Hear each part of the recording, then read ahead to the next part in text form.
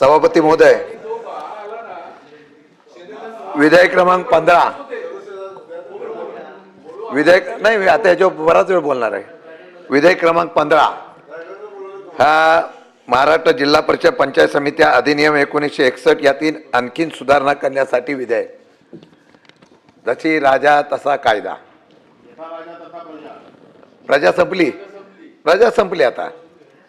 खरं म्हटलं तर हा बिल आणण्याच्या अगोदर गिरीश माझं हे बिल पण आणायची गरज नव्हती. ज्या पद्धतीने आपण सगळं करून टाकताय त्या बिलाची गरजच नव्हती. ज्याचा उल्लेख मगाशी झाला सातारा जिल्हा परिषद, आणि मला खरंच सभापतीबद्दल एवढा आम्हाला अभिमान होता. एक सभापती चांगला मिळाला म्हणून आम्हाला आनंद होता. आणि आहे अजून तुमच्यात आम्हाला राम बघायचा आहे. बरोबर आहे. पण काय होतं, प्रवीण दरेकर उभा राहिला ना, मला शंका आली. खालून आदेश आलेला दिसतोय की काही करून हे थांबवायचंय, आणि सभापती प्रभारी सभापतींना बाजूला सांगून लगेच बसायला आले. आणि ते आल्यानंतर शंका आले की डाल में कुछ काला आहे. सभापती महोदय, आपण न्याय द्याल अशी अपेक्षा आहे.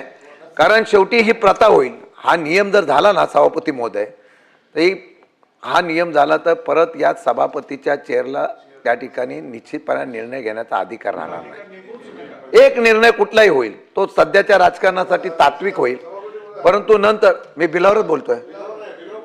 हो, जिल्हा परिषदेच्या अधिकाराचा वापर करताना बिलावर बोलतोय, आणि तो त्याच्याशी निगडीत आहे. हो, त्यांनी हा निर्णय केला तर हा जिल्हा परिषद बिलाला करायचं काय, न करता सुद्धा बिल तुम्हाला करता येईल.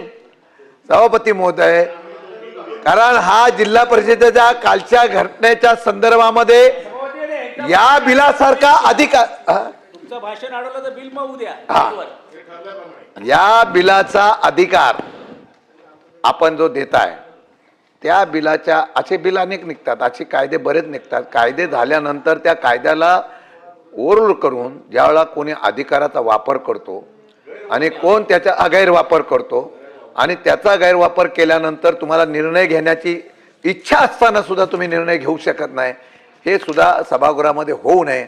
आमची अपेक्षा आहे की तुमचा विश्वास आहे. कारण हा एखादा निर्णय झाल्यानंतर दुर्दैवाने उद्या हा नियम झाला तर त्याचा परिणाम भविष्य काळामध्ये फार अडचणीचा होईल.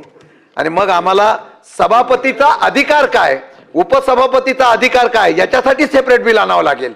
आणि मला वाटतं राज्य सर्वांचं सारखं कायम असतं असं नसतं. सभापती महोदय, हे बिल आणलेलं आहे.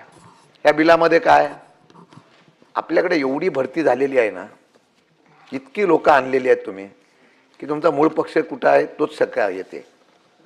त्यामुळे इतक्या पक्षातून लोक आणायची, मग त्यांना काय द्यायला पाहिजे. इच्छुक बरेच होते, बंडखोरी होऊ नये, अनेक प्रश्न निर्माण होतील.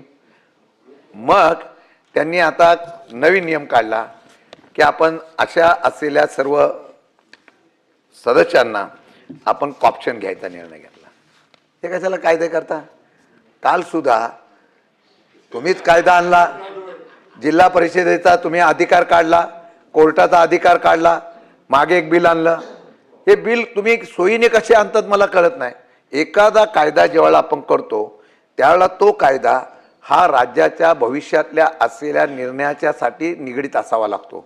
मग तो कायदा तात्पुरत्या स्वरूपात करण्यासाठी या उच्च सभागृहाचा किंवा खालच्या विधिमंडळाच्या सभागृहाचा वापर करायचा, आणि राजकारणातली सोय करण्याच्या संदर्भात तो कायदा आणण्याची नवीन परंपरा आणि प्रथा या सभागृहामध्ये गेल्या काही वर्षापासून सुरू झाली. सभापती मध्ये काल जो घटना घडलेली आहे जिल्हा परिषदेची, उदाहरण मी सांगतो. कायदे काय म्हणतात, आपण तो कायदा होता कोर्टात अपील करायचा होता, जिल्हा परिषदेच्या निर्णयाच्या संदर्भात आपण अपील करायचं होतो. मागच्या वेळेला एक कायदा आणला, त्या कायद्यामध्ये आपण सांगितलं की तो अधिकार आता जिल्हा न्यायालयाचा सुद्धा काढून टाकला आणि तो परत दिला. आणि मग काय, ग्रामविकास मंत्री तर सध्या जोरातच आहेत. त्यांनी सांगितलं सगळ्यांना, तुम्ही काळजी करू नका, तुम्हाला डिस्क्वालिफाईड केलं, अपील माझ्याकडे येणार आहे. हे 5-5 वर्ष तुम्हाला काय अजून डिस्क्वालिफाईड करून देणार नाही. हे असं मी ऐकलं. मग बोलून द्या, उत्तरच सांगा. सन्माननीय शशिकांत शिंदे साहेब जरा जोरातच आहेत आता.